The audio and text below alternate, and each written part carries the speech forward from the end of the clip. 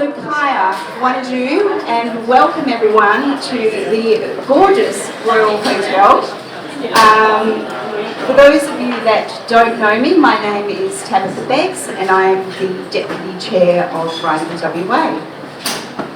I'd like to start tonight by acknowledging the Whadjuk people of the Noongar Nation as the traditional custodians of the land on which we stand tonight. Writing WA respects their continued culture and the contribution that they make to the life of the city and this region. It's great to have so many of you here tonight to champion new writing and new stories and to showcase and celebrate the depth of writing talent we have here in WA. This is what Writing WA is all about. And I'm very pleased that they've asked me to MC tonight. And just as an aside, I would just like to put everyone's mind at rest. No fraggles were harmed in the making of my top. I'd like to acknowledge the generosity of our sponsors, without whom we couldn't run these kind of events. So to Rain Square and Charter Hall, the Copyright Agency Limited, the Culture Fund, the WA Department of Local Government, Sport and Cultural Industries, and all of Writing WA's 2022 giving program donors, including our Readers and Writers Circle tier donor, Leslie Reese AM, who also happens to be our esteemed chair, sitting right there. That rhymed. It's not poetry tonight. Events like this are made possible through partnerships. And on behalf of Writing WA, I would like to extend a heartfelt thanks to our co-host for tonight, Rain Square, and our Flashscapes competition partner, Night Parrot Press, which I earlier just learned why it was called Night Parrot Press. So go and ask Laura or Linda later if you're interested. Or me, because I know now. Where was I? Yeah, so thank you to them for their wonderful support, and it's been great to work with them every step of the way. So Linda and Laura, would you like to come and join me here? Where are you, ladies? Please give them a great hand as well. We would like to thank you properly with some well-deserved wine.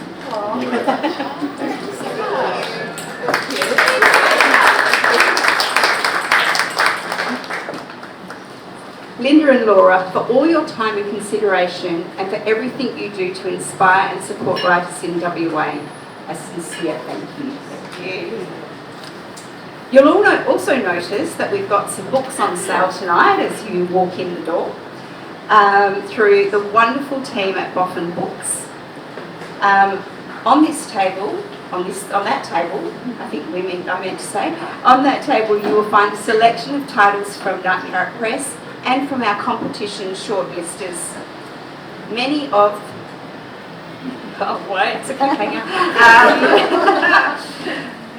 many of whom are here tonight. And as I'm sure they would be very happy to sign the books that you buy later on in the evening. So just, there's Rebecca, Rashida and Carolyn. Can you please raise your hands?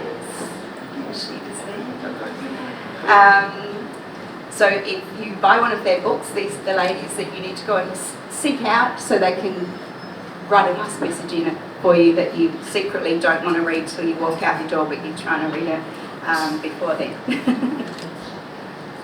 Now in its 4th year, we thought it was fitting to change the competition up a little this time. We invited West Australian writers to create original flash fiction and non-fiction pieces of 100 words or fewer, inspired by WA landscapes, seascapes, towns and landmarks. This year we had a record 128 entries, which is an outstanding result and a brilliant achievement for those shortlisted authors here tonight. So let's, if you are shortlisted,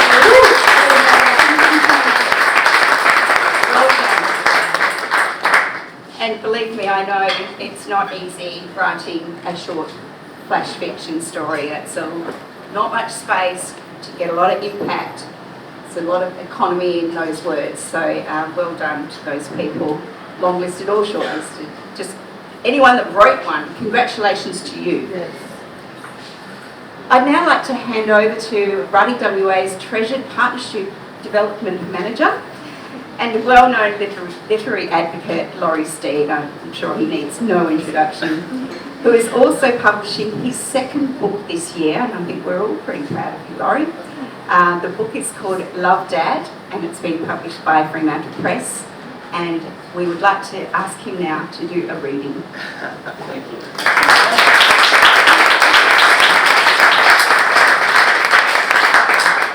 Thanks for having me. Now, I don't know if it's good news or bad news, but I'm actually doing a reading that's not from my book, so that's a win to me.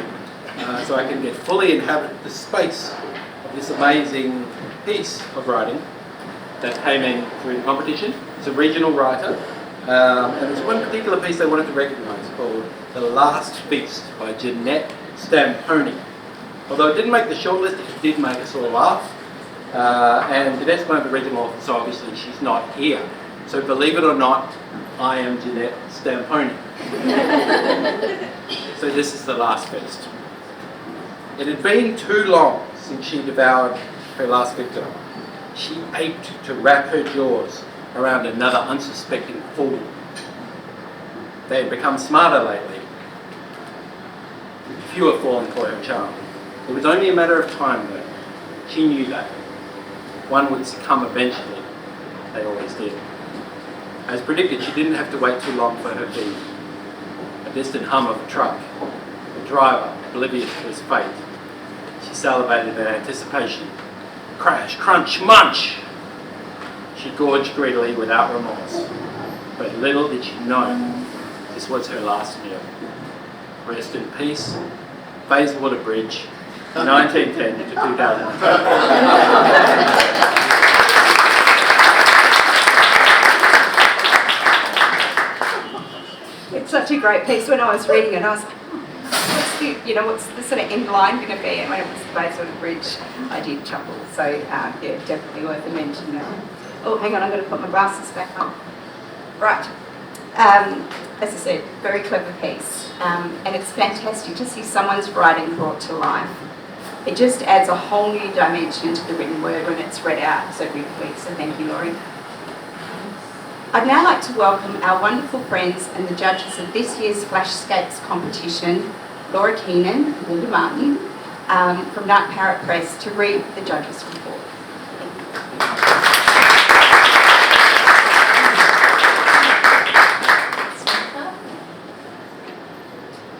We are so excited to share the winning stories from this year's Flashscapes contest, and we hope you enjoy them as much as we do.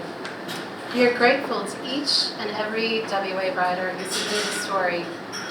It's always a vulnerable act, no matter if you submit 100 words or a full-length manuscript. We are honored to have read your story and have been moved in some way from each one. After 3 years of judging incredible stories inspired by WA book covers, we decided to pivot and ask writers to use inspiration from WA's landscapes, seascapes, landmarks, and towns for this year's contest. We couldn't have imagined a more stunning response from the 128 entries we received. It was truly inspiring to read stories of such a high caliber, inspired by places in our great state that may not always get the attention they deserve.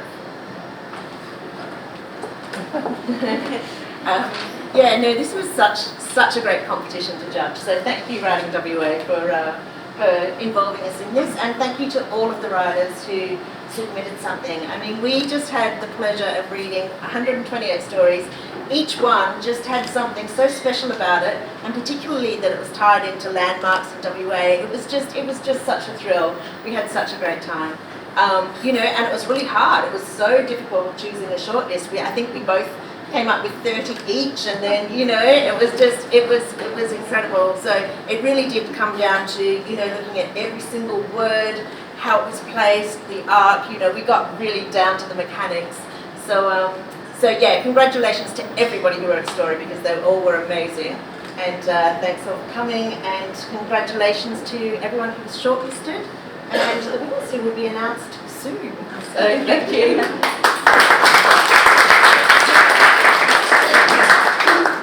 We're building tension now, right? This is what you're all here for. And now the announcement of the winners and place getters of the 2023 Love to Read Local Week Flashscapes competition. All of the entries in this year's competition have now been published on Writing WA's Love to Read Local website, so there's plenty of terrific reading there to be enjoyed. Lots of fresh voices and stories to be discovered. I would like to invite the competition judges. Oh, again, we're I'll just disclaimer. I didn't write these notes, so I have read them through twice, and I'm still stumbling over bits of it. So I do apologise. So yes, Linda and Laura, please join us for the presentation and read your comments on the winning entries. You haven't already done that, have we? No, I am on the right spot, right? You're good. Oh, am I still going? I think you're right. It's all right. That's why I never made it in showbiz. Can't read the stage directions. Okay, where was I? Right. There were 10 entrants shortlisted for this competition, and most of them are here with us tonight. Please put your hands together to congratulate. They're in alphabetical order. Carolyn Abs, Alice. Do we want? Should we say it to the end, or should we go individually? Yeah. Okay. Alison Davis, Lydia Evans, Rebecca Hickey, Stephen Huntley, Esme Lee Wilmot, Rashida Murphy, Faith Pollard, Belinda Rowe, and Shelley Timms. Writers, if your name is announced, please step forward for the prize presentation and a photo. So without further ado, I'll start tonight's prize giving with the announcement of the third runner-up. Oh, it's exciting. This year's third runner-up of the Love to Read Local Week Flashscapes, that's quite the mouthful, competition is Faith Pollard with her story Midnight Wash, inspired by Perth. Where are you, Faith?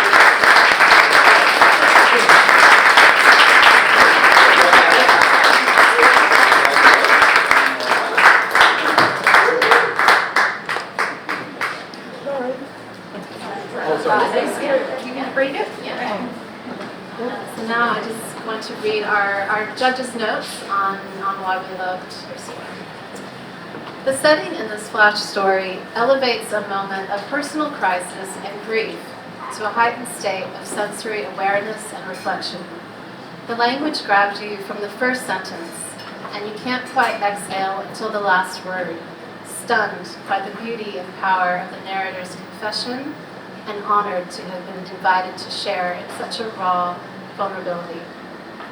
We love the anthropomorphic qualities of the moon and the breathtaking image of Laura Keys giving voice to human sadness and suffering.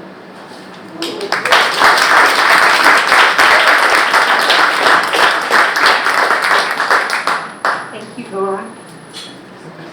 And now to announce the second runner-up. Alison Davis with A Taste of the Good Life, inspired by Carnarvon.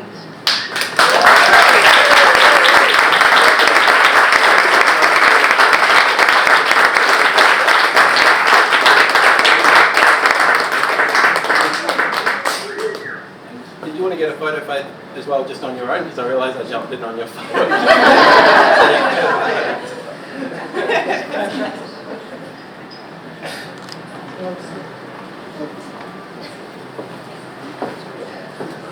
Congratulations, Alison. What we felt about your story. This flash story is a masterclass in the art of omission. The dialogue between the two strangers is perfectly crafted to imply meaning and emotion without revealing too much and spoiling the tension. The setting and character traits in this story are wonderfully quirky. A gigantic yet underwhelming banana, a bored cashier, and a politely curious customer who drinks chocolate milk, combining to a word-perfect story that we hope leads to an unlikely romance.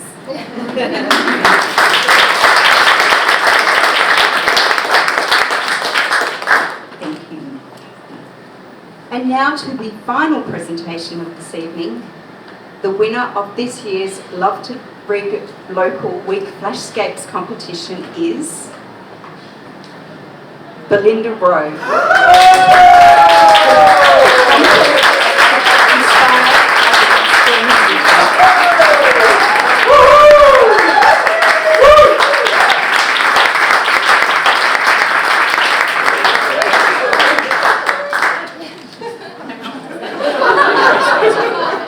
That's yours, and that's yours, and one of the camera.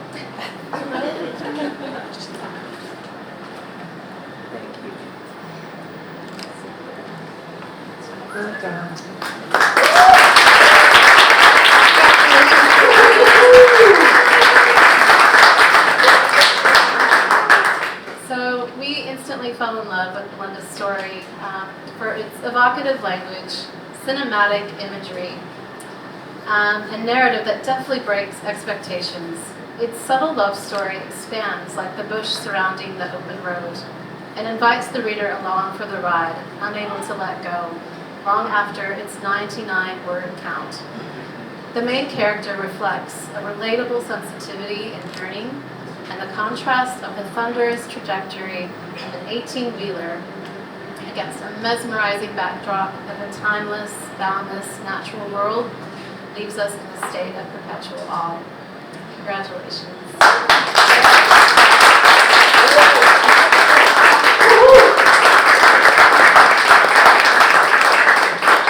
Congratulations to all our winners, and now we would like to invite them to come up and read their pieces for us to enjoy. I think we were going to start with Faith. Nice big voice. I know the writers are pretty shy people normally, so.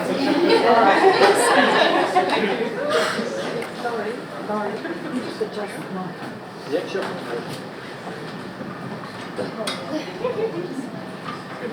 Yes. I think that's good. My piece is called Midnight Wash. The moon grabs me tonight, scrubs me all over. She washes away all this hatred and uncertainty, the remains of it bleeding upwards into space.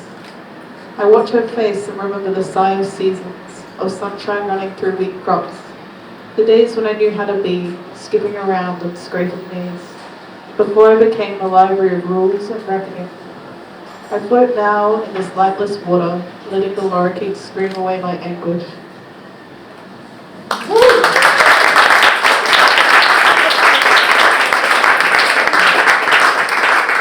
Thank you, Faith. And now we would like to invite runner-up Alison Davis to there you are. Come and read your. Watch this wider way. Going this way.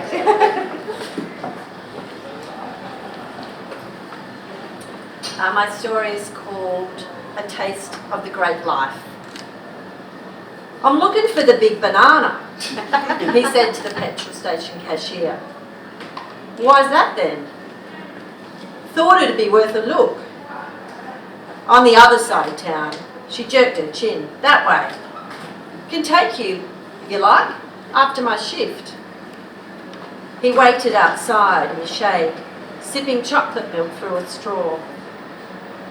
When they pulled up in front of the banana, he realised what a disappointment it was.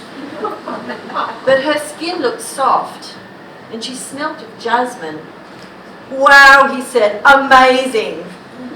She knew it was underwhelming, but he seemed so excited. Yeah, she said, it's bloody brilliant.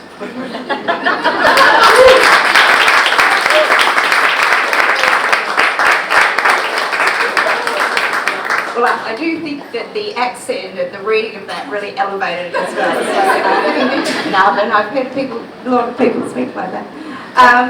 Thank you, Alison. And finally, Belinda, would you like to come and read your story?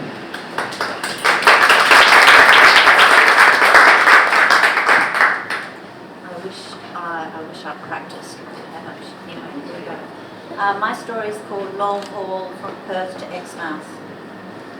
A hot wind blows across the tusky grasslands as the truck hurtles along the northwest coastal highway.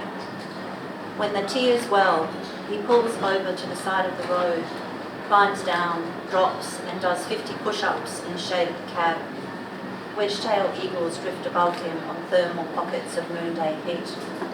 Bill's conciliatory letter and invitation had shocked him. It had been a long time between tenderness and cups of tea in bed. Back on the road, heading towards that touch, termite mounds blush the woodlands and budgerigars pitch and roar across long ago, deep time country.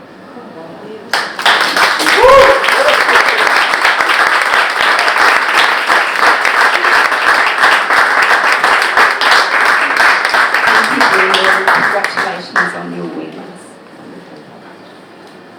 Well, everyone, that was short and sweet. That concludes our formal proceedings for this evening. But I'd just like to reiterate our thanks again to Rain Square, of course to Night Parrot Press. Without them, we wouldn't even have a competition. The Copyright Agency, the Department of Local Government, Sports and Culture, Boffin Books, go and buy your books over there, and go home with a little present for yourself tonight. And of course our generous private donors. To everyone here tonight, it has been my absolute pleasure to be the MC, and I hope to see many of your faces at many other events. I'm sure if any of you follow Writing WA on socials, you will see it's just exploded lately. There is so much going on. So I do hope we will all meet again very soon at another event, because I know the team are just amazing, doing some fantastic things, and it's onwards and upwards. So I don't know what it says on here, but I'm going to say keep writing, keep reading, and keep being awesome. All right, thank you everyone.